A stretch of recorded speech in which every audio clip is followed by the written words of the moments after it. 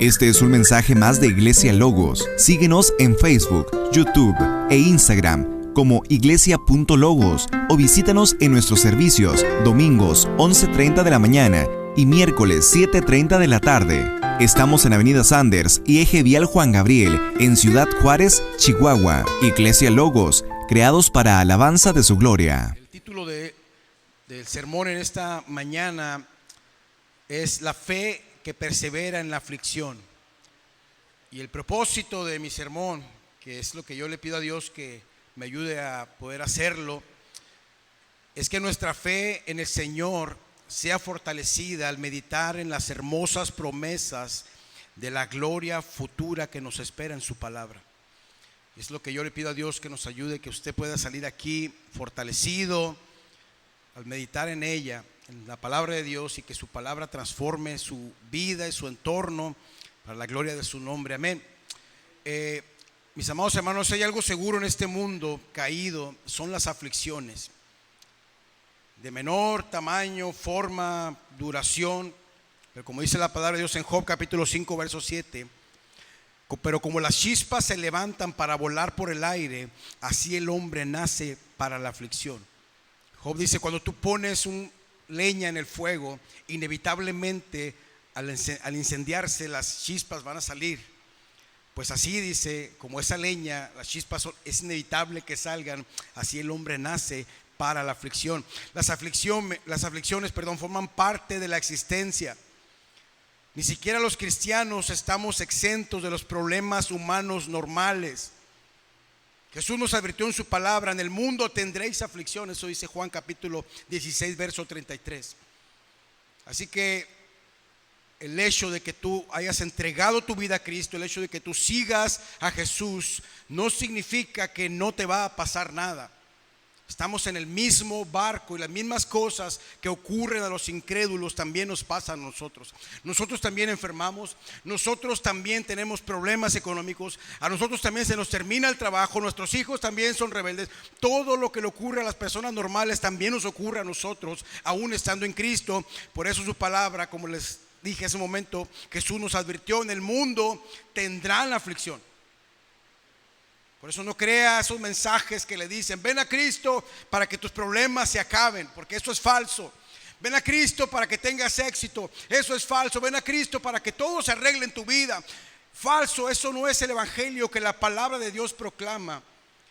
Dios es muy verdadero, sincero con nosotros y nunca ha puesto expectativas que no están ahí. Así que si tú sigues a Cristo, no esperes que tus problemas se terminen, quizá aumenten. Es lo más probable, pero es lo que la palabra de Dios nos dice. La desilusión, el dolor, la pena, la pérdida, los desastres, la tragedia que transforma la vida de repente, la persecución, todas estas cosas marcan el curso de nuestra existencia. Pablo le dijo a Timoteo en la segunda carta, en el capítulo 3 verso 12, todos los que quieran vivir piadosamente en Cristo Jesús serán perseguidos. De alguna manera, personas se van a alejar de ti por tu fe. No porque tú quieras que se alejen y seas intencional en que la gente te odie, pero por el simple hecho de tú creer en Jesús, las personas se van a alejar de ti. Gente no querrá estar cerca de ti, se burlarán de ti. Quizá en el trabajo tengas muchos problemas con tus vecinos, tus amigos, no sabemos, pero los que quieran vivir piadosamente serán perseguidos de alguna manera. Y quizá no es tanto como en el pasado, como en algunas partes del mundo donde los cristianos son literalmente encarcelados y asesinados por su fe. Pero no significa que esto no vaya a cambiar en el tiempo futuro para nosotros también. Así que eso es lo que es. Santiago 1:2 dice, hermanos míos, tened por sumo gozo cuando os halléis en diversas pruebas. No nada más dice que habrá pruebas, sino que nos alienta a tener gozo en las pruebas, a no estar angustiados, a no estar tristes, a no sentirnos abandonados, a no estar con una cara de tristeza profunda, sino dice, tengan por sumo gozo, estén contentos, alégrense. Qué cosa tan curiosa, ¿no? Como este escritor le dice a la iglesia, estén contentos cuando se encuentren en diversas pruebas. la prueba que sea. Imagínate, hoy amanecí con un dolor muy fuerte en mi estómago, gloria a Dios. Me corrieron del trabajo por predicar a Cristo, bendito sea el Señor. La palabra de Dios dice que estemos gozosos.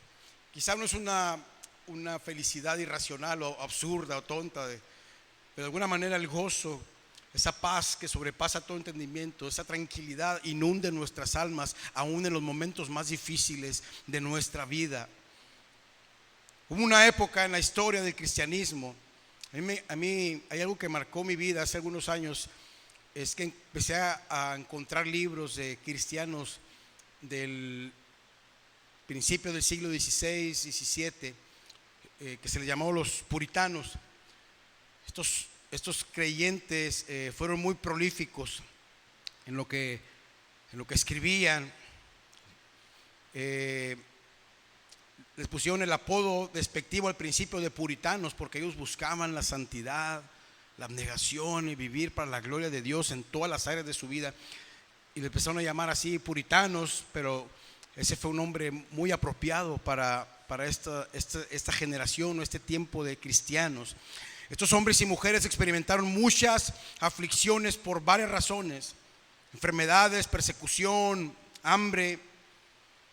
En el siglo XVI aún no se inventaba la penicilina, no había el avance médico que existe ahora, así que la gente moría por una cortada en el dedo, la gente moría en el parto, las mujeres daban a luz y por una infección al poco tiempo morían, así que morir era parte de la existencia de esas personas. Muy pocas personas llegaban después de los 40 años en ese tiempo. La expectativa de vida era muy baja, así que había una relación muy profunda con la eternidad de estos cristianos. Estaban muy desapegados de las cosas materiales. Nosotros ahora, gracias a Dios, por la misericordia de Dios, tenemos doctores, avances médicos, medicina, antibióticos, tratamientos. Todo eso nos ha beneficiado mucho, pero estos hombres no vivían en esa época.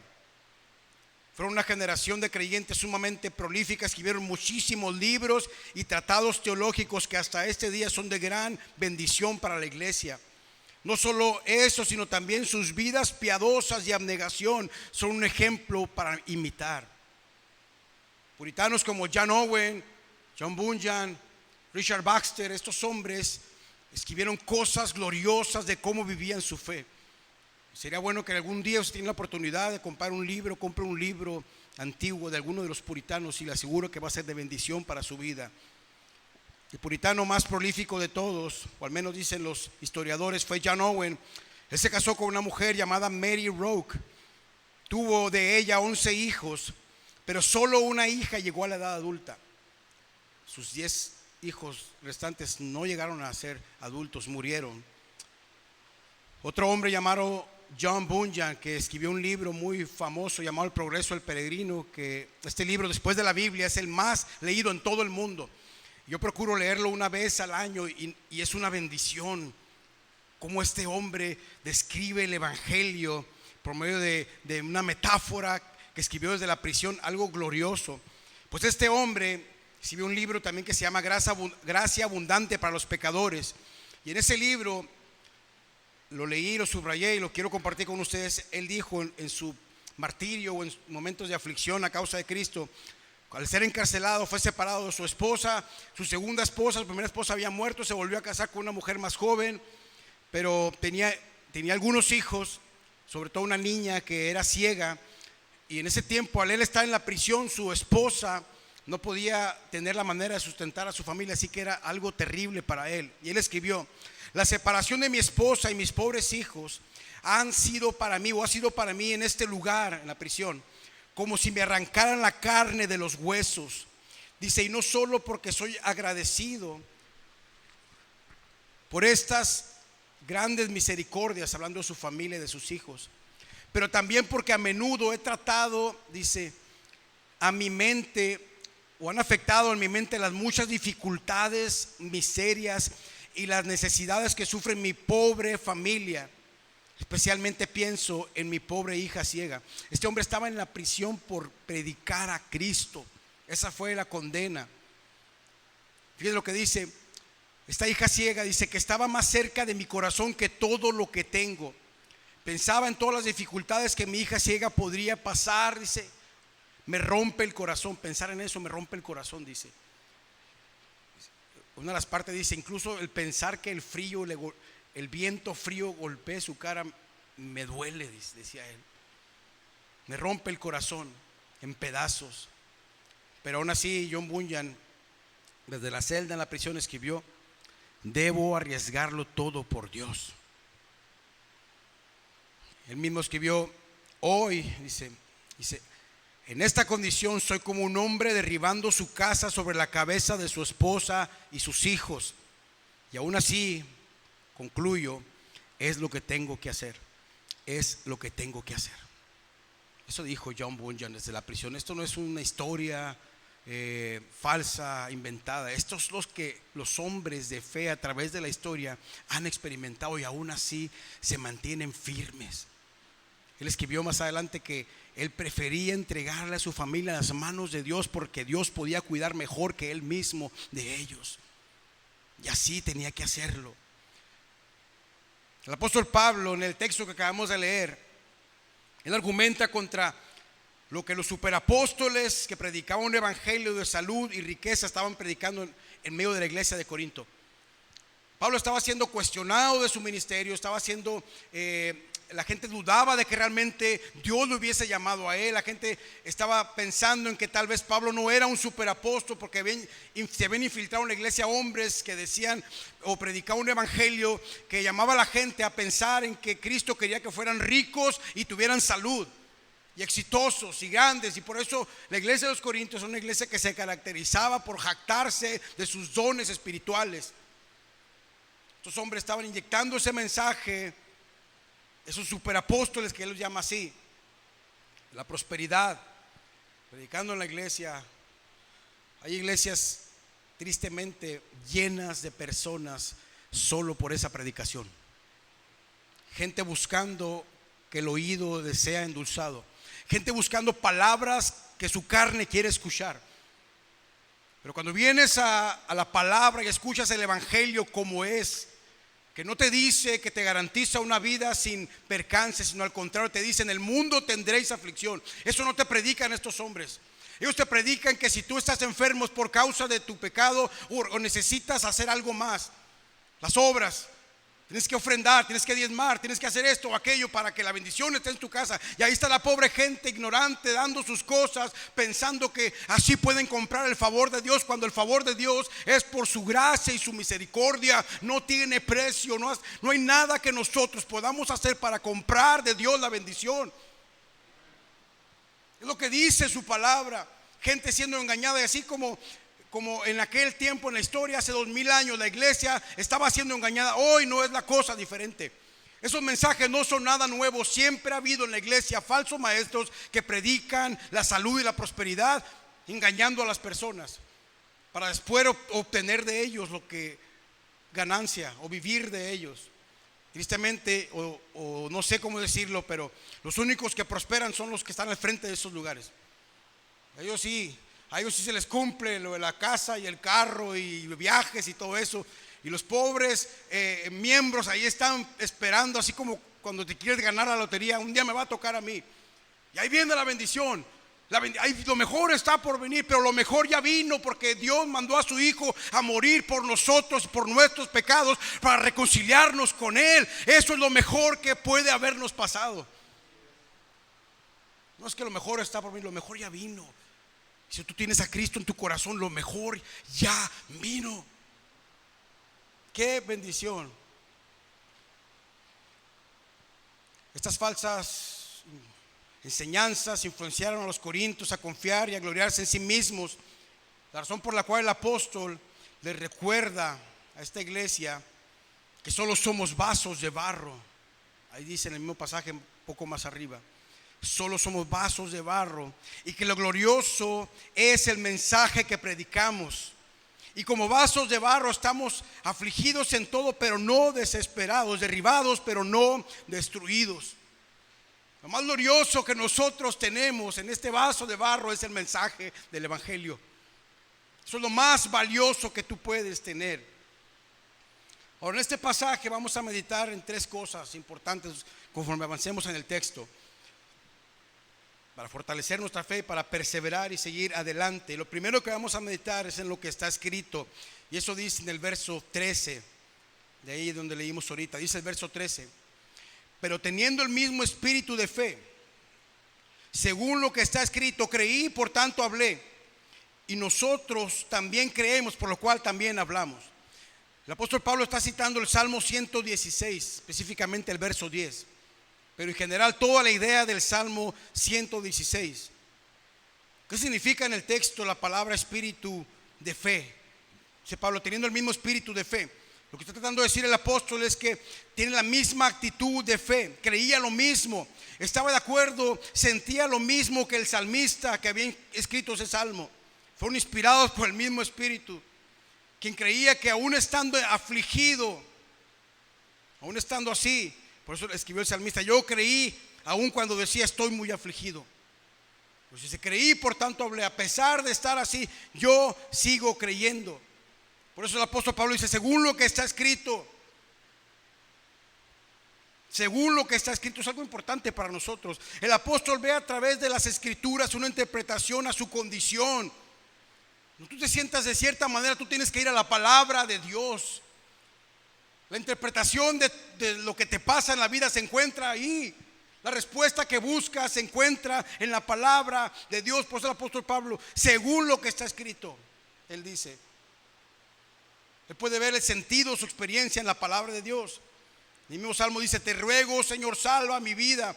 Yo estaba postrado y me salvó, dice en el Salmo 116. Y Pablo se sabía ese salmo, por eso lo cita. Creí, por lo cual hablé. Pablo se identifica con el salmista en su convicción, sabe que Dios actúa de acuerdo a su palabra. Se diga, lo primero que hace para perseverar en la fe, lo que nos dice, es que tenemos que confiar en lo que está escrito.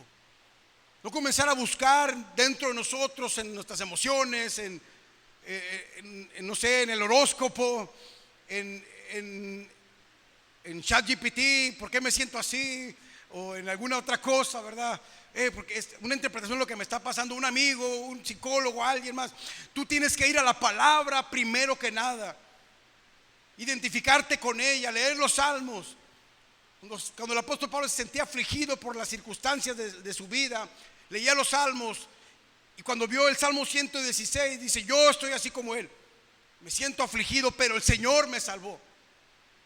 Creo en su palabra, confío en ella. Mis amados hermanos, la fe que persevera crece a medida que somos expuestos a la palabra de Dios. No hay otra manera en que tu fe pueda crecer. Si tú no empleas tiempo en la palabra de Dios, tu fe nunca va a cambiar. No vas a crecer, no vas a madurar. Porque la Biblia dice en Romanos 10:17, la fe viene por el oír.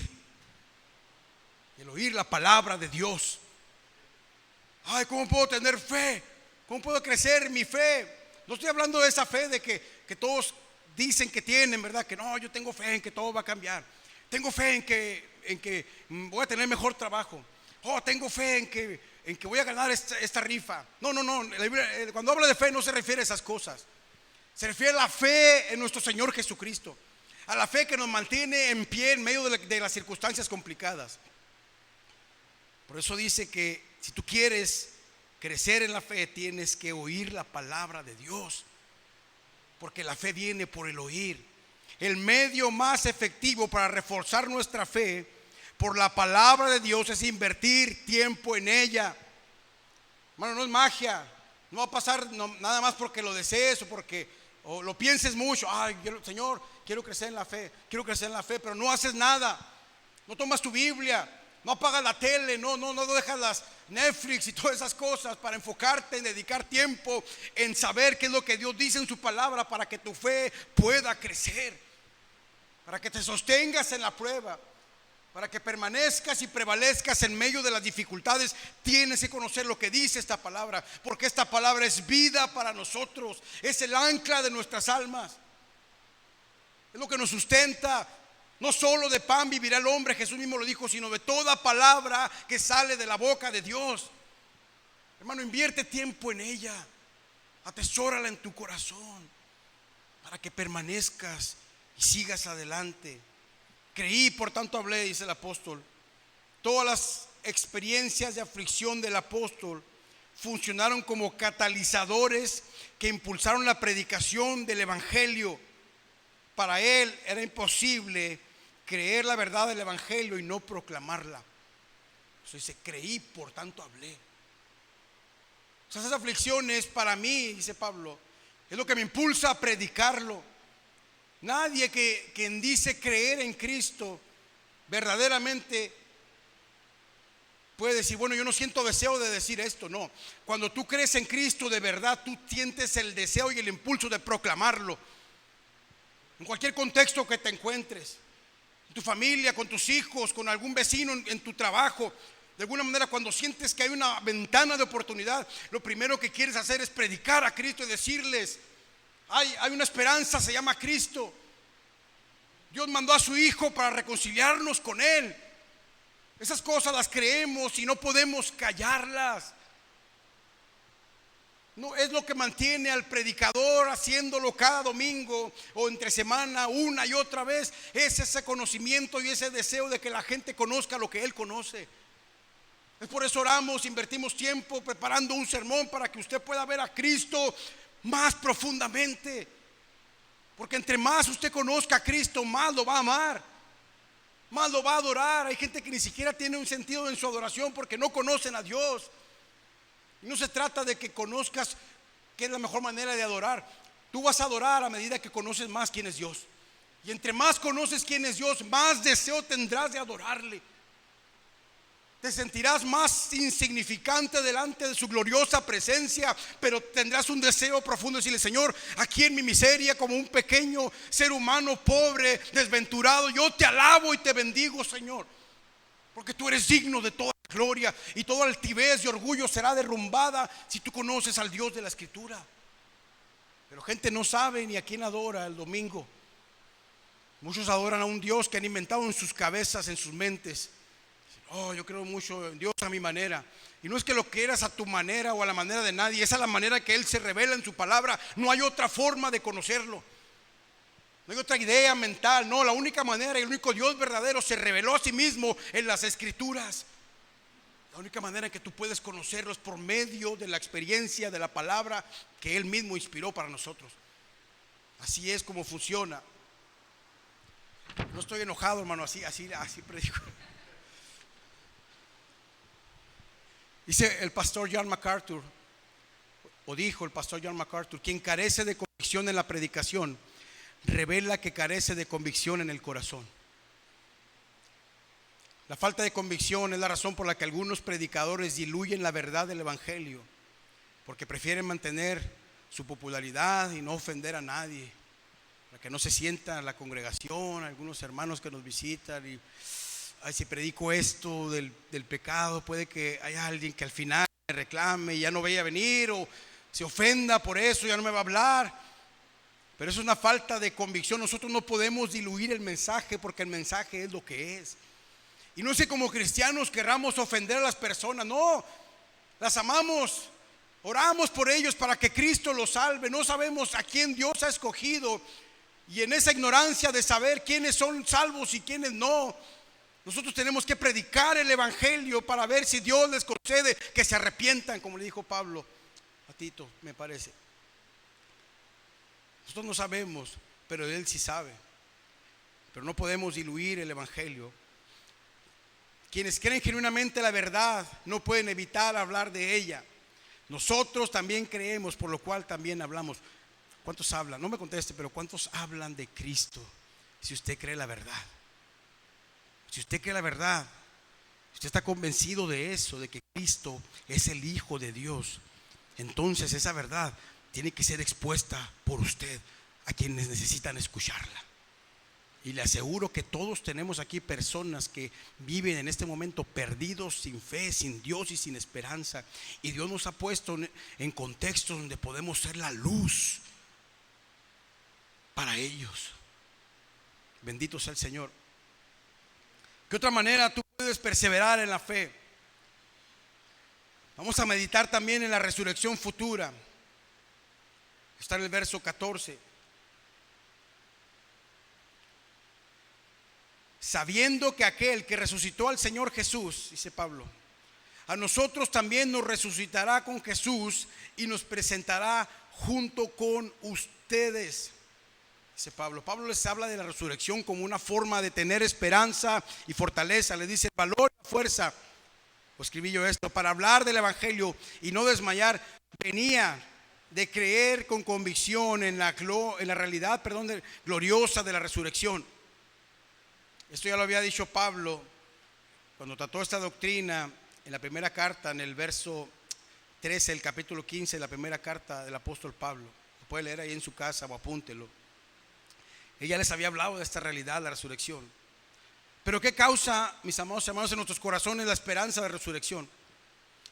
2 Corintios capítulo 1, verso 9 y 10 dice: de hecho, dentro de nosotros mismos ya teníamos la sentencia de muerte. Pablo hablando de la experiencia de su naufragio. Y luego dice: a fin de que no confiáramos en nosotros mismos, sino en Dios que resucita a los muertos. Dice Pablo. Estábamos en angustia, a punto de morir. Dios nos tuvo que dar una lección, a fin de que nosotros no confiáramos en nosotros mismos, sino que confiáramos en aquel que resucita a los muertos. Él nos libró de tan grande peligro de muerte y nos librará, y en quien hemos puesto nuestra esperanza de que Él aún nos ha de librar. Dice, nos libró ese momento, ese día. Nos sigue librando de la muerte, pero incluso cuando muramos nos va a librar de la muerte al final. En Dios que resucita a los muertos. Mire, cuando vienen malas noticias de la salud, de enfermedad, uno tiene que recordar estos principios, porque eso es lo que nosotros nos va a sostener en medio de pensar que un día tenemos que dejar este mundo, por la razón que sea. Porque Dios en el pasado nos ha cuidado, nos cuida en este momento, y aún después de la muerte nos seguirá guiando hasta Él, mis amados hermanos. Así que no importa, como le hemos dicho, ni la muerte, ni la vida, ni ángeles, ni principados, ni ninguna otra cosa creada podrá separarnos del amor de Dios que es en Cristo Jesús, nuestro Señor. Así que así es como funciona. La doctrina de la resurrección nos da la esperanza necesaria para perseverar mientras sufrimos, porque sabemos que el dolor, la enfermedad, la persecución y hasta la muerte no son el final. Mire, gente se angustia y es normal. Estamos en la carne, y la carne todavía tiene miedo de cosas, aún lo siente, y nos entristecemos y nos afligimos por las cosas que nos pasan. Pero al escuchar a Pablo decir esto, nos damos cuenta que esas cosas no son el fin para nosotros, no es el final.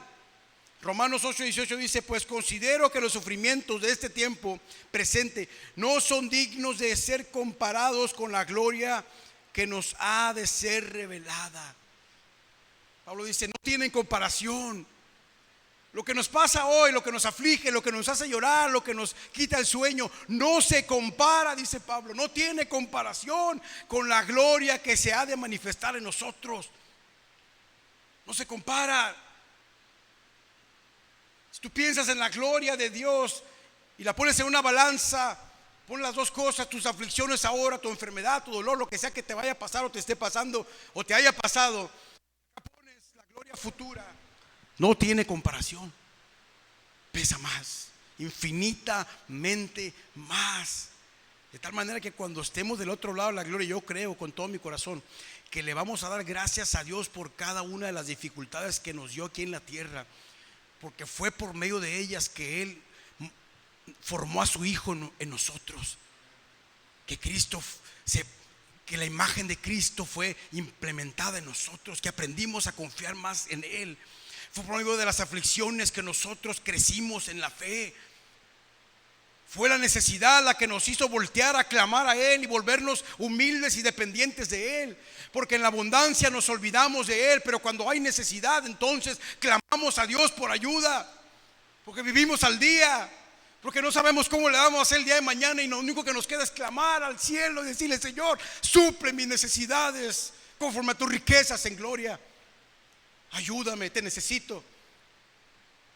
Es más peligroso tener o estar bien en todo que no tener, porque cuando estás batallando en ciertas áreas o en muchas, eso te hace estar más dependiente del Señor. Oras más, lo buscas más porque lo necesitas más. Y es por eso que Dios permite en nuestra vida que cosas nos pasen, porque tiene un propósito glorioso detrás de eso. Verso 15 dice: porque todo esto es por amor a usted, le dice Pablo. Todo lo que he hecho es por amor a ustedes, para que la gracia, dice, que se está extendiendo por medio de muchos, haga que las acciones de gracias abunden para la gloria de Dios. El apóstol Pablo dice: todo esto que he sufrido, las aflicciones, el peligro, los viajes misioneros, el poder llegar hasta acá, enfermedades, falsas acusaciones, traiciones, peligros de muerte y todas esas cosas, dice el apóstol Pablo, todo eso es por amor a ustedes.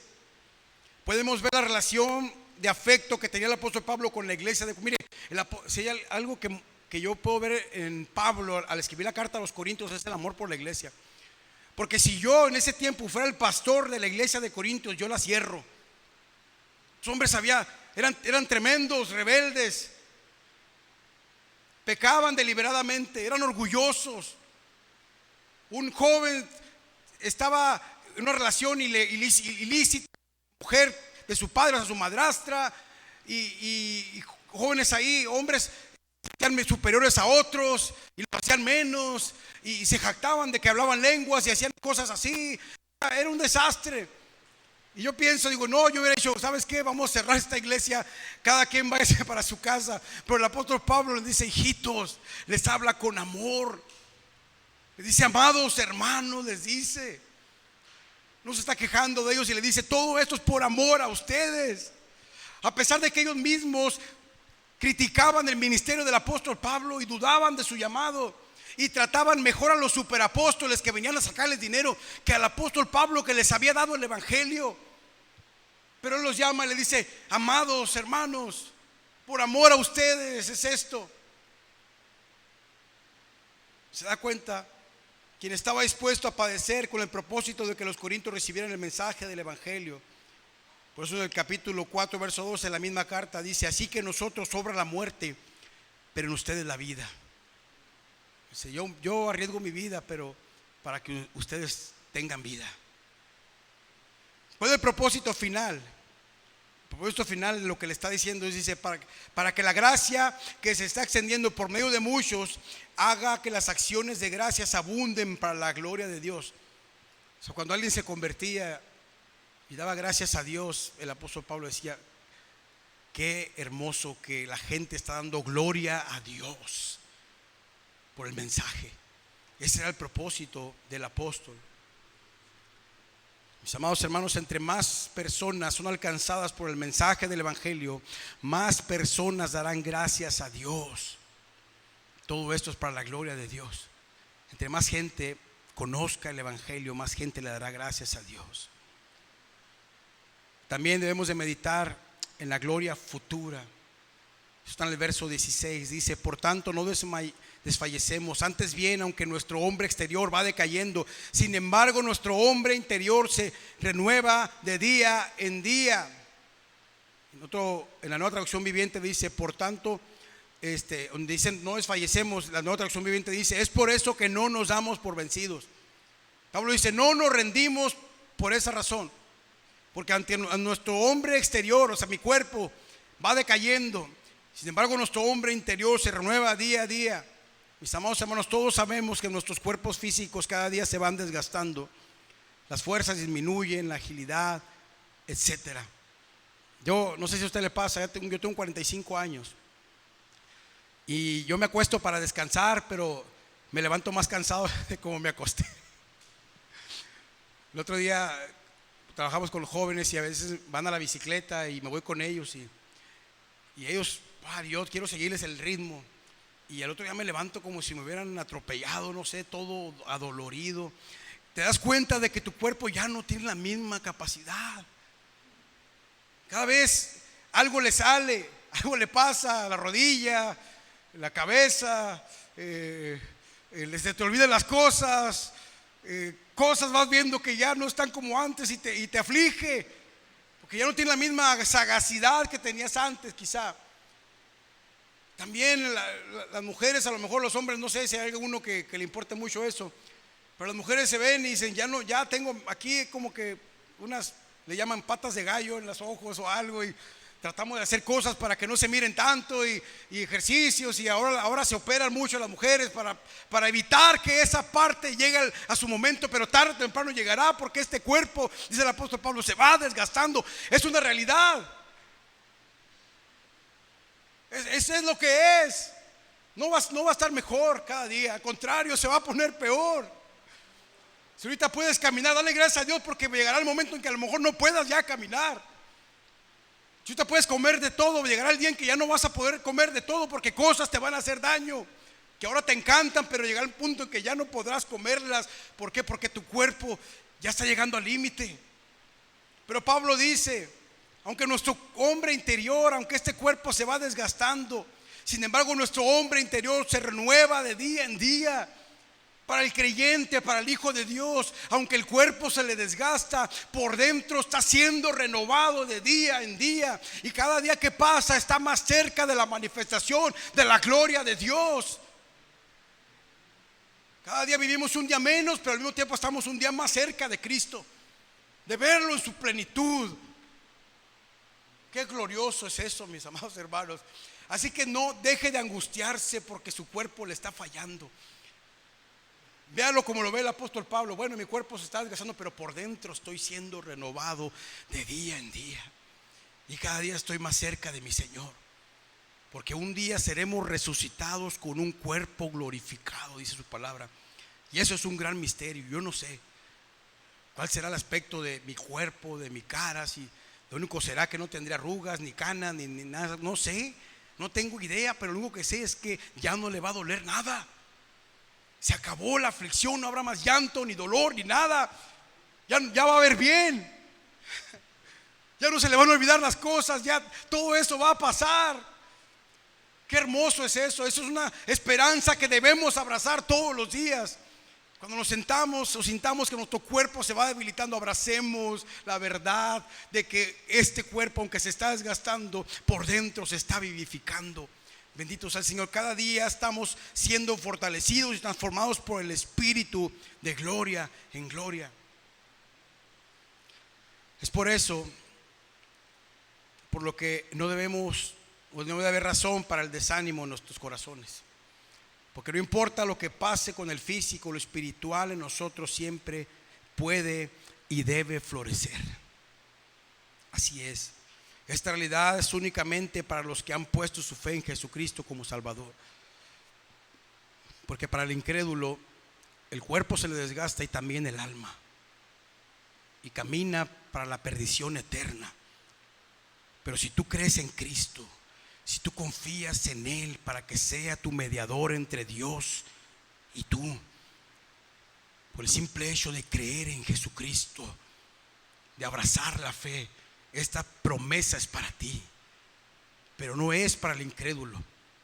Si tú no crees en Cristo, si tú no confías en Él, no pienses que tu cuerpo, aunque se está desgastando, por dentro se está vivificando. No, por dentro estás muriendo, cada día estás más cerca del fin. Esta promesa es para aquellos que han puesto su fe en Jesucristo. Así que escudriña, como dice el apóstol Pablo, escudriñen su fe, escudriñen su corazón para ver si están en la fe. Amén. ¿Dónde voy? Aquí estoy. El verso 17 dice: pues esta aflicción leve y pasajera nos produce un eterno peso de gloria que sobrepasa toda comparación. Sigue diciendo Pablo. Pablo describe el sufrimiento como leve y de poca duración. Aunque tenemos un contraste que no tiene comparación. Aquí tenemos, un contraste que no tiene comparación entre las aflicciones de ahora y la eternidad. Las tribulaciones que experimentamos son infinitamente pequeñas comparadas con la gloria eterna que esperamos. Mis amados hermanos, cuando meditamos en lo eterno, todas las dificultades que experimentamos se hacen pequeñas. Cuando tú meditas en lo eterno, todo lo que tú pasas aquí no tiene comparación, dice Pablo. No se compara. Oye, Pablo, pero mira, me quedé sin trabajo. No se compara con la gloria eterna. Pablo, mira, estoy enfermo, me duele mucho, no sé qué hacer. No se compara con la gloria eterna. Mira la pérdida, perdí a un ser querido que tanto amaba. Pablo dice: no se compara con la pérdida. No tiene comparación, es infinitamente pequeño comparado con la gloria eterna. El problema es que nosotros estamos muy apegados a lo terrenal. Vivimos con muy poca conciencia de la eternidad. No pensamos en que un día vamos a partir de este mundo. Vivimos como si aquí fuera nuestra morada y nuestro destino final. Esta no es nuestra casa, este no es nuestro destino final. Nosotros tenemos una patria y no es de este mundo. Y en eso tenemos que pensar.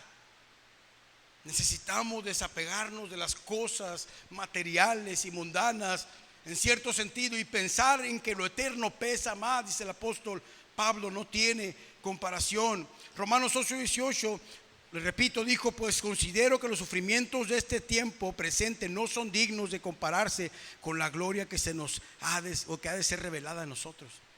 No son dignos de compararse. No tiene comparación. Versículo 18 es el último punto: valora lo eterno sobre lo temporal. Dice Pablo: al no poner nuestra vista en las cosas que se ven, sino en las cosas que no se ven, porque las cosas que se ven son temporales. Las cosas que se ven son temporales.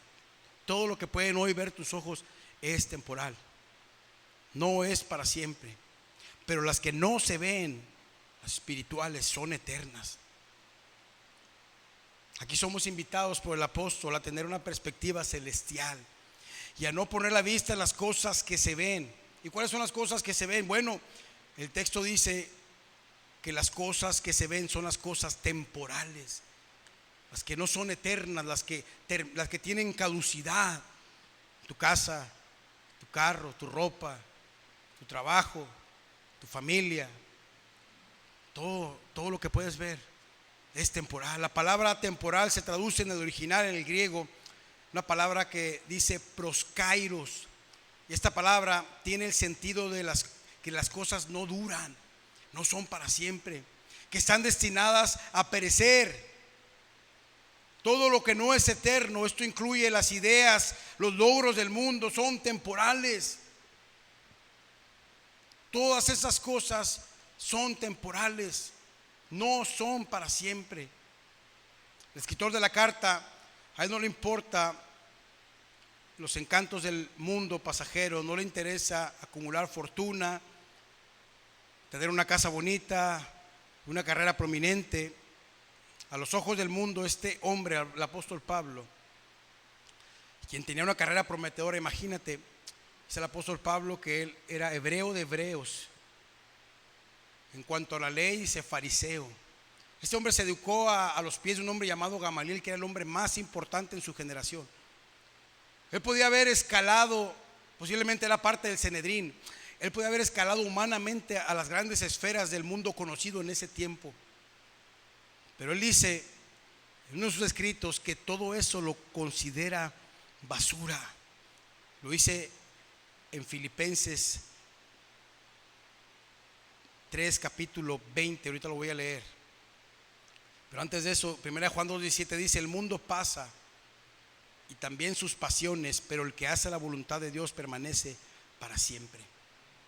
Para el mundo, en nosotros pensar en lo eterno por encima de todas las cosas puede ser un fracaso, como lo era para el apóstol Pablo. Pero su palabra dice que este mundo pasa y sus pasiones, pero el que hace la voluntad de Dios permanece para siempre.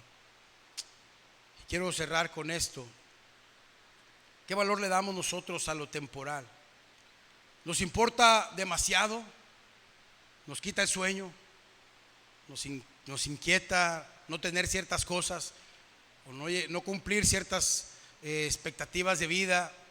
¿No alcanzar ciertas cosas que deseamos? ¿Nos inquieta esas cosas? ¿Es lo temporal para nosotros una prioridad?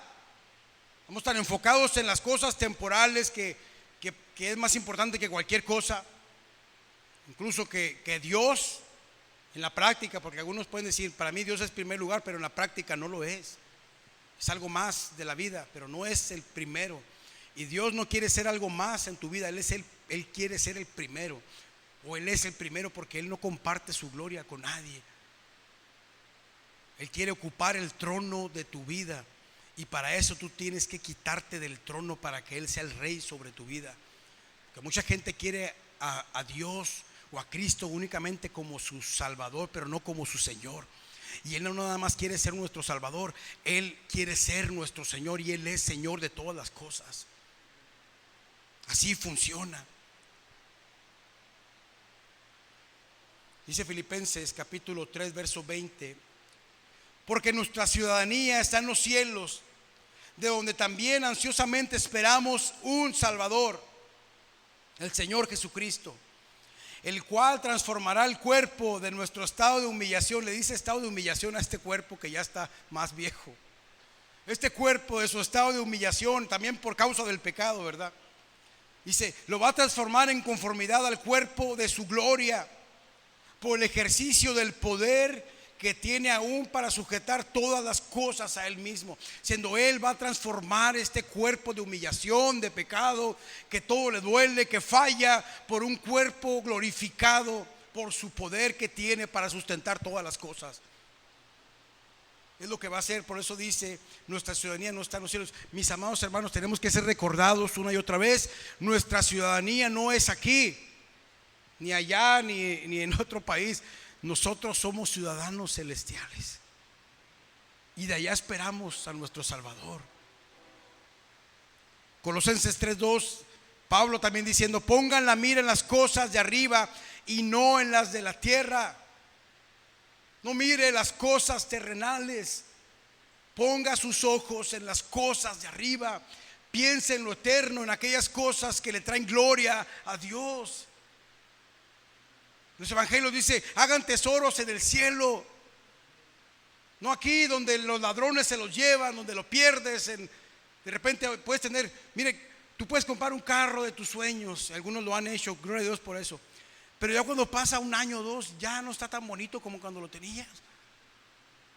Ya no huele a nuevo, y al principio no querías ni que se subiera ni te ensuciaran el tapete, y límpiate los pies y lo traigas así, tu trapito, y le dabas ahí para quitar el polvo y todo.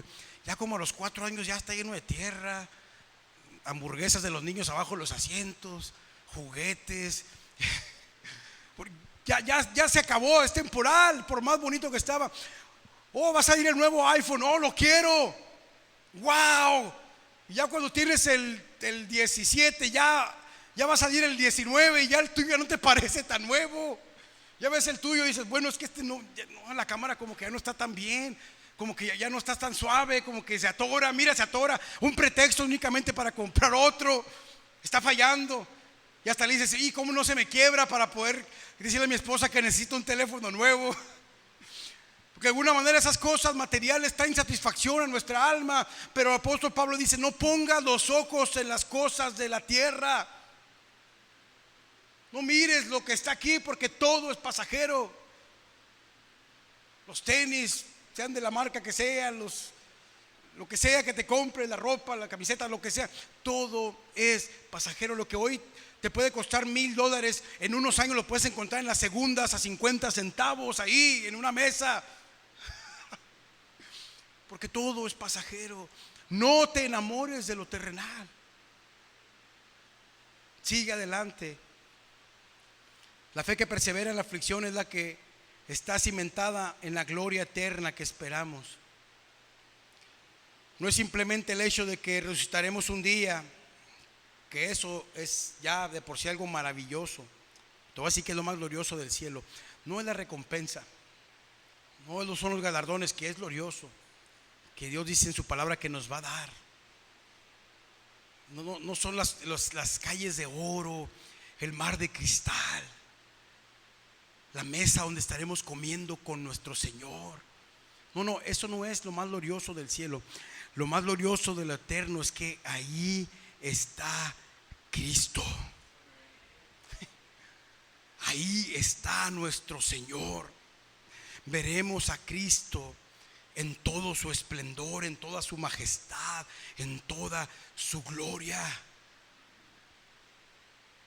Eso es suficiente. No tiene que darme ningún galardón. Yo le digo, Señor, no tienes que darme nada. Es más, si no tengo una morada para mí porque no alcancé por alguna razón, no me importa. Lo que quiero es verte a ti, Señor, en toda tu gloria, en toda tu majestad. Yo postrado delante de ti, adorándote, al Rey de Reyes y Señor de Señores, al que derramó su sangre por mí, siendo un vil pecador, para salvarme y llevarme a Dios. Por eso cuando vemos en los evangelios que nos habla de la perla de gran precio, de aquel terreno que había un tesoro, dice que esos hombres vendieron todo lo que tenían, porque nada se compara con el inmenso valor de conocer a Cristo. No tiene comparación, Él es suficiente. Por eso si te digo ahora, no sé en qué situación estás tú en este momento, pero tienes que confortarte en saber que Cristo es suficiente para ti. Puedes no tener nada en este mundo, pero si tienes a Cristo, lo tienes todo, porque Él es la plenitud que lo llena todo. Por eso Pablo, al final de su vida, él dice en la carta a los Filipenses, precisamente, dice: quiero conocer a Cristo. Yo no entiendo, bueno, ya lo entiendo más, pero qué forma de pensar la del apóstol, porque tenía cerca de 75 años, tenía como 35 años de ministerio. Este hombre fue llevado al tercer cielo, dice, y lo dice en tercera persona para no jactarse de él mismo, y vio cosas que ojo no vio ni oído oyó, y cosas indecibles. A este hombre Cristo mismo le dio el evangelio. Y al final de su vida yo podría decir: este hombre conoció a Cristo mejor que nadie en la faz de la tierra, humanamente hablando. Pero él dice al final de su vida: quiero conocer a Cristo. ¿Cómo? Entonces ¿dónde quedo yo? ¿Dónde quedamos nosotros? Él dice: quiero conocer a Cristo. Por Él lo he perdido todo, dice Filipenses 3:8. Así que todo lo demás no vale nada cuando se le compara con el infinito valor de conocer a Cristo Jesús mi Señor. Por amor a Él he desechado todo lo demás y lo considero basura a fin de ganar a Cristo. A fin, se fijan, no tiene comparación. No puede ser posible que personas duden en seguirlo o no, porque no lo conocen. Si tú estás titubeando es porque no lo conoces, no sabes quién es Él, no tienes idea. Incluso estando en Cristo, nuestra idea de Él es muy pequeña, muy pobre. No puedo explicarlo. Yo pensaba el otro día: bueno, cuando llegue la eternidad probablemente sabré todo de Cristo, pero estoy seguro que ni llegando a la eternidad podré saber la profundidad de su evangelio, lo vasto y ancho de quien Él es, que yo no puedo entenderlo ni incluso llegando a la eternidad. Por eso precisamente Él es Dios.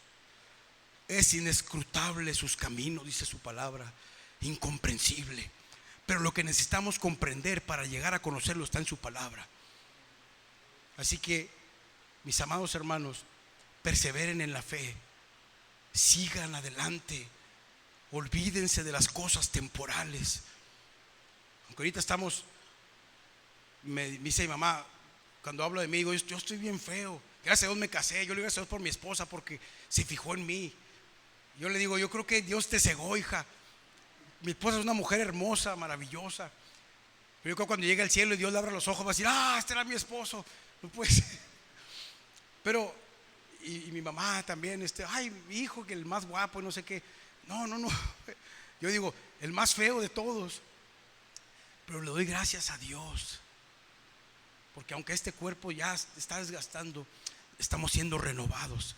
Y si cuidamos el cuerpo, no es por orgullo o vanagloria, es porque queremos tener más tiempo para seguir predicando a Cristo.